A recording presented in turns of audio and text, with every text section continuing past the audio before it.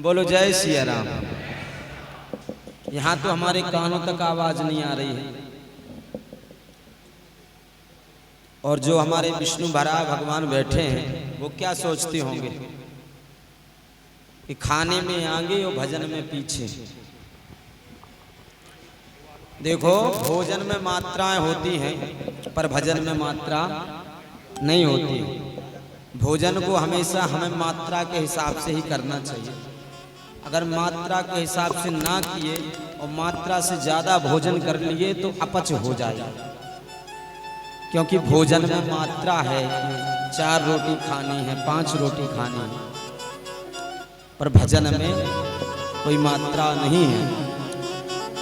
अब कई बार ये प्रश्न होता है कि महाराज जी भजन हम कितनी माला करें? 1 माला, 2 माला, 3 माला, 5 माला।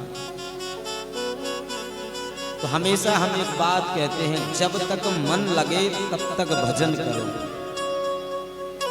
1 मिनट आपका मन लगता है 1 मिनट करो, 5 मिनट लगता है 5 मिनट करो, 10 मिनट लगता है तो 10 मिनट हमें भजन करना चाहिए।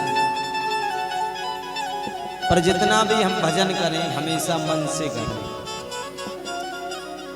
क्योंकि प्रभु और परमात्मा हमारे हनुमान जी महाराज केवल मन की सुनते हैं।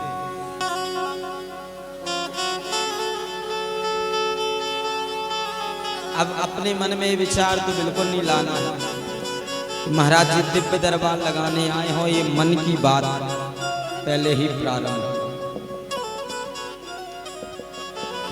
ये हमें पता है कि आपका तन तो यहाँ बैठा है पर मन आपकी दुकान में भाग रहा है, मन आपके घर में घूम रहा है, मन व्हाट्सएप पर घूम रहा है,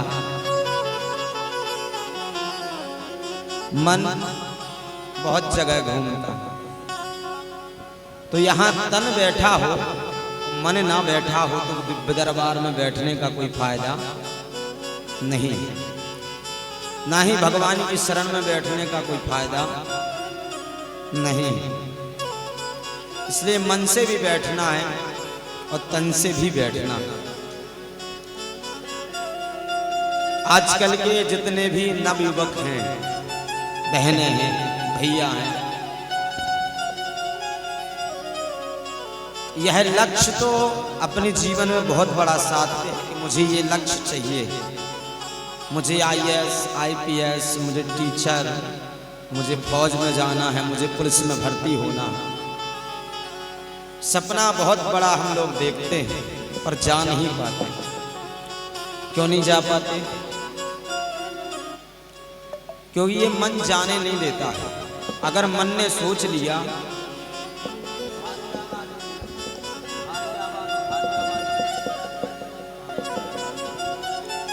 अगर हमारे मन ने सोच लिया कि हमें ये चाहिए, हमें इस लक्ष्य को पाना है, मन ने सोचा और मन अगर साथ में है तो आप उस लक्ष्य को पा जाओ।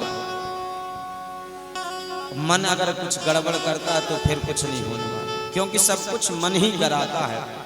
हार जीत, पाप पुण्य, सुख दुख सब मन कराता है। अब महाराज जी मन को दोषी क्यों देते हैं? क्योंकि मन के हारे हार है, मन के जीते जीत, मन ही मिलावत राम सोर, मन ही करत भजी।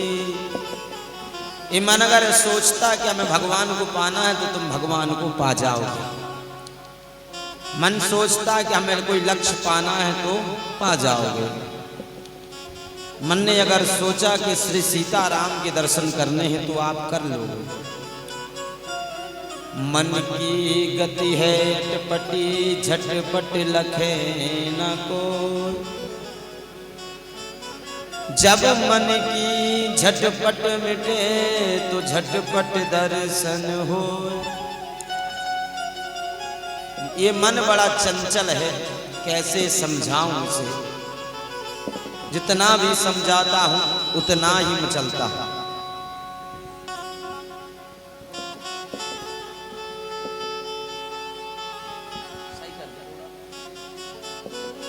बोलो बालाजी महाराज की। जोर से बोलो, और जोर से, और जोर से, और जोर से। पीछे वाले किसकी जय हो, आपकी या बालाजी की? बोलो बालाजी महाराज की। आइए मन और वाणी को पवित्र करते हैं बालाजी महाराज के श्री चरणों में प्रणाम करते हुए अपने सदगुरुदेव भगवान श्री सन्यासी बाबा के श्री चरणों में प्रणाम करते हुए उनसे आज्ञा लें।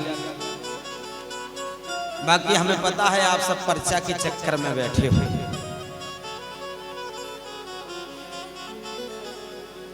किसके चक्कर में? पर्चा के चक्कर। आइए पहले मन वाणी को पवित्र करें, क्योंकि यहाँ हम जब बैठे हैं ना तो हमारा मन पवित्र है, ना तन पवित्र है, ना वाणी पवित्र है, कुछ नहीं।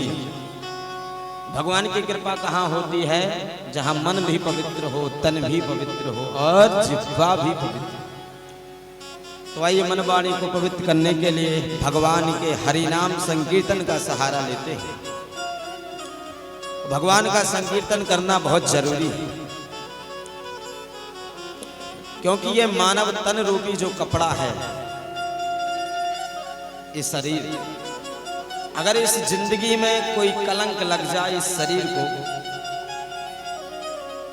अगर हमने इस शरीर रूपी कलंक काले धब्बे को नहीं धोया, जैसे हमारे कोई कपड़े गंदे होते तो हम किसी धोबी को दे देते, धोबी को हम कपड़ा देते, पर धोबी फिर आप क्या सोचते हो, साबुन लगा के धोता, कपड़े को पटक पटक करके उस कपड़े की दुर्दशा कर देता है। जब एक साधारण कपड़े को एक धोबी पटक पटक करके हमारे कपड़े की दुर्दशा कर देता है, तो मानव शरीर रूपी इस तन रूपी कपड़े में संसार पाप रूपी अगर कोई दाग लग गया है और इस दाग को हमने नहीं धोया, उस दाग को अगर यमराज के काले काले ने दूत ने धोना प्रारंभ किया तो इस शरीर की भी दुर्दशा कर देगा। जैसे कपड़े को धोने के लिए साबुन की आवश्यकता है, जैसे अपने स्वरूप अपने शरीर को सुंदर बनाने के लिए हम लोग नाना प्रकार के साबुन, Dettol, lux, Lifebuoy, ferrum lovely, पता नहीं कौन कौन सी रबड़ी लगाते हैं कि ये चेहरा सुंदर दिखे। सुंदर करने के लिए तरह तरह की क्रीम, तरह तरह के पाउडर लगाते हैं। किसको पवित्र करने के लिए? तन को। कभी आपने सोचा है कि मन को पवित्र किस साबुन से किया जाए? भगवान के नाम राम रूपी साबुन से। तो आइए मन से, वाणी से, क्रम से, वचन से, श्रद्धा से, विश्वास से, लगन से हम प्रभु का भजन करें। उसके बाद दिव्य दरबार को हम लोग प्रारंभ करें। बढ़िया ताली की सेवा करना।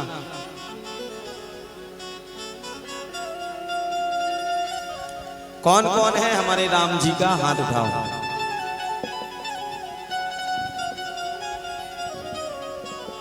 राम जी के पार्टी के कौन कौन हैं? हम भी हैं। और भाई साहब रावण की पार्टी का कोई हो तो चलिए, जो हमारे राम जी के हैं वो फोन में बात ना करके प्रभु से डायरेक्ट सिग्नल मिलाएंगे। तो कौन कौन है राम जी का? हाथ उठाओ। और आज से सिद्धेश्वर धाम का कौन कौन हो गया वो भी हाथ उठाओ।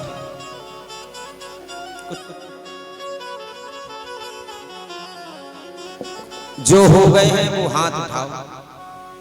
पक्के में बताना। पक्के में? पक्का? पक्का? देखो कच्चे में मत जुड़ना, क्योंकि कच्चा घड़ा जल्दी टूटता है और कच्चा दिल भी जल्दी टूटता है। यहाँ कई लोगों का टूट भी चुका है।